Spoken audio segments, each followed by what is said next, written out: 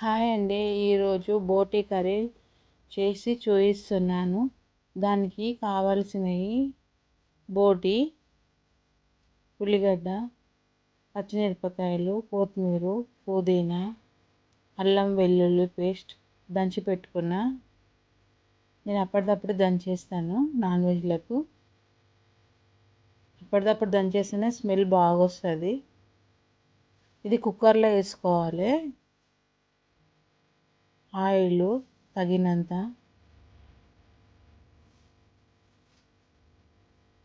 Oil వేడెక్కిన తర్వాత onions వేసుకుందాము. ఆనియన్స్ వేసి పచ్చివాసన పోయే వరకు మగ్గించుకోవాలి. తర్వాత కొత్తిమీర, పుదీనా, పచ్చిమిరపకాయలు అవన్నీ వేసేసి కలుపుకుందాం. ఇప్పుడు అంతా బాగా కలుపుదాం. అల్లం వెల్లుల్లి పేస్ట్ వేసి మొత్తం కలుపుకుందాం. అల్లం వెల్లుల్లి పేస్ట్ వేస్తేనే స్మెల్ బాగా వస్తుంది. దాని నుంచే మంచి వాసన వస్తుంది. ఇప్పుడు బోటి వేసేసుకుందాం అంతా. అది క్లీన్ చేయడానికనే బాగా టైం పడుతుంది. ఇది కర్రీ చేసింది ఒకలాగా అవుతుంది, బోటి క్లీన్ చేయడం ఒకలాగా అవుతుంది. అంతా వేసేసి కలుపుకుందాం. మొత్తం అంతా నూనెలో మగ్గియాలి బాగా. తగినంత పసుపు,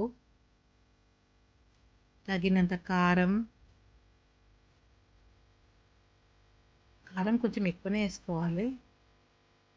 ఎక్కువ అంటే మనం తిన్నంత. ఉప్పు,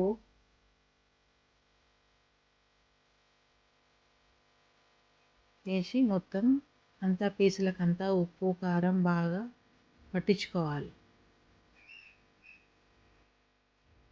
ఇట్లా మొత్తం అంతా పట్టించుకొని వాటర్ పోయొద్దు. వాటర్ అందులోనే వస్తుంది. మనం ఒక 2-3 విజిల్ పెట్టుకోవాలి. ఇట్లా 2-3 విజిల్ పెట్టుకున్న తర్వాత తీయాలి.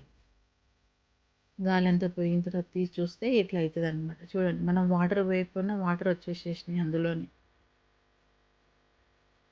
ఈ విధంగా ఇట్లా అవుతుంది అన్నమాట.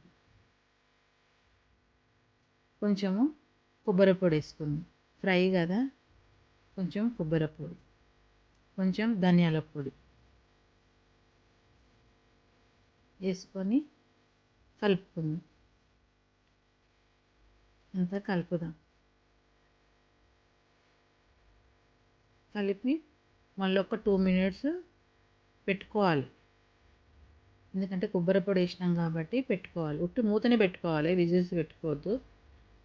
ఇట్లా అవుతుంది అన్నమాట. ఇట్లా అంత ఆయిల్ అంతా పైకి వస్తే ఉడికింది అన్నట్టు కర్రీ.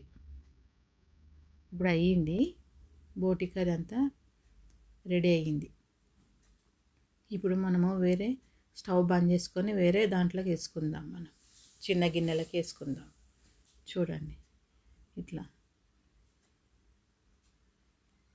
గిన్నెలకు వేసేసుకున్నాం కదా. ఇప్పుడు నేను చేసిన బోటి కర్రీ మీకు నచ్చితే లైక్ చేయండి, షేర్ చేయండి, సబ్స్క్రైబ్ చేయండి, పక్కనున్న బెల్ ఐకాన్ని క్లిక్ చేయండి.